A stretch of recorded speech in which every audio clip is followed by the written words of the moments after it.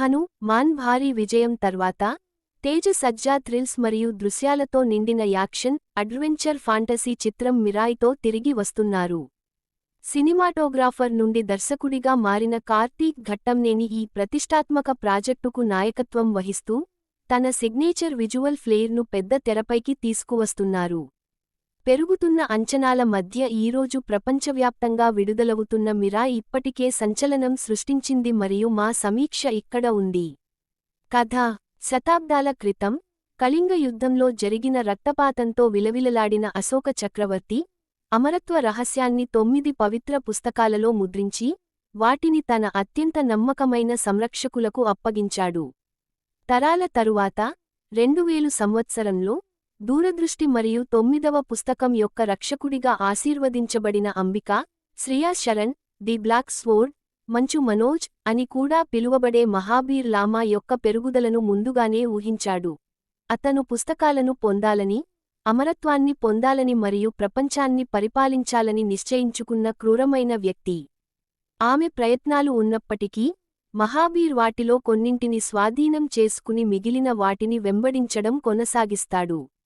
అతన్ని ఆపడానికి తీవ్రంగా ప్రయత్నిస్తూ, అంబికా హైదరాబాద్కు చెందిన నిస్సంకోచమైన అనాథ అయిన వేద ప్రజాపతి, తేజ సజ్జా యొక్క విధిని పుస్తకాల వారసత్వంతో ముడిపెట్టే విధిలేని ఎంపికను తీసుకుంటుంది.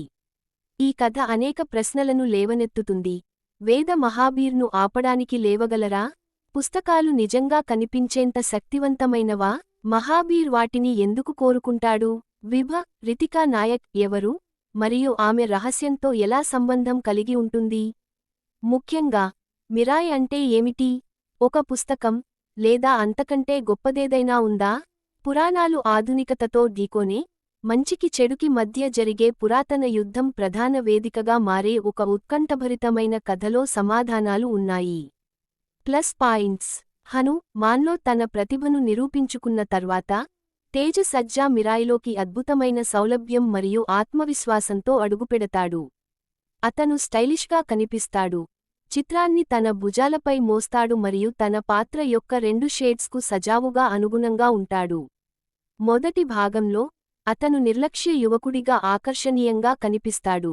రెండవ భాగంలో అతను తన విధిని గ్రహించిన తర్వాత అతను దృఢ నిశ్చయంతో కూడిన శక్తిగా రూపాంతరం చెందుతాడు. 2 వెర్షన్లలో తేజ అయస్కాంతంగా ఉంటాడు మరియు అతని కెరీర్ ఉత్తమ ప్రదర్శనలలో ఒకదాన్ని అందిస్తాడు. మంచు మనోజ్ విరోధిగా శక్తివంతమైన ముద్ర వేస్తాడు.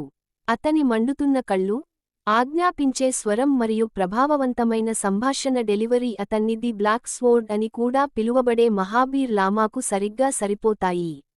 ఈ చిత్రం అతని బెదిరింపును విడుదల చేయడానికి అనుమతిస్తుంది మరియు అతను కనిపించిన ప్రతిసారీ అతను స్క్రీన్ను ఆధిక్యంలోకి తీసుకుంటాడు.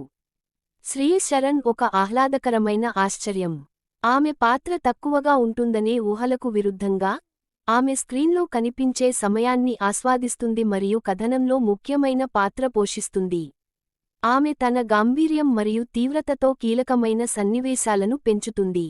ఆమె నియంత్రిత నటన మరియు వ్యక్తీకరణ పరిధి కథకు భావోద్వేగ లోతును జోడిస్తుంది. ఈ చిత్రం అద్భుతమైన క్షణాలతో నిండి ఉంది. వేద యొక్క గుర్తింపు, బహిర్గతం చేసే క్రమం ఆకర్షణీయంగా ఉంది మరియు ఇంటర్వెల్కు ముందు భాగం ఉత్కంఠభరితమైన ఖచ్చితత్వంతో అమలు చేయబడింది. మనోజ్, ధ్వని పుస్తకం తో కూడిన ట్రాక్ అద్భుతంగా ప్రదర్శించబడింది. రైలు సన్నివేశం ఉత్కంఠభరితంగా ఉంది మరియు తేజ మరియు విలన్ల మధ్య సిద్ధ క్షేత్ర పోరాటం స్వచ్ఛమైన దృశ్యం. పౌరాణిక విజృంభణలు అద్భుతమైనవి. శ్రీరాముని దైవిక స్వరూపం, సంపతి పక్షి సన్నివేశం మరియు అనేక ఇతర పౌరాణిక బీట్లు కథనంలో గొప్పతనాన్ని మరియు ఉత్సాహాన్ని నింపుతాయి. సాంకేతికంగా, చిత్రం ఎగురుతుంది. గౌరహరి నేపథ్య సంగీతం ఉత్తేజకరమైనది, అనేక సన్నివేశాలను గూస్బం ప్రేరేపించే అనుభవాలుగా మారుస్తుంది. విఎఫ్ఎక్స్ ఆశ్చర్యకరంగా మెరుగుపడింది, ముఖ్యంగా బడ్జెట్ను పరిగణనలోకి తీసుకుంటే, మరియు విజువల్స్ కథనాన్ని అద్భుతమైన స్కేల్తో మెరుగుపరుస్తాయి. సహాయక నటీనటులలో గెటప్ శ్రీను నవ్వులు పూయించారు. జగపతి బాబు మరియు జయరాం మంచి పాత్రలు పోషించారు మరియు మిగిలిన వారు తమ పాత్రలను సమర్థవంతంగా పోషించారు. సినిమా మొదటి సగం ఊహించదగినదిగా అనిపిస్తుంది. ఊహించడానికి సులభమైన సుపరిచితమైన బీట్లతో, చురుకైన స్క్రీన్ ప్లే నిస్తేజంగా మారకుండా నిరోధిస్తుంది. రెండవ సగం చాలా బలంగా ఉంది, అనూహ్య మలుపులు మరియు మరింత ఆకర్షణీయమైన కథనాన్ని అందిస్తుంది.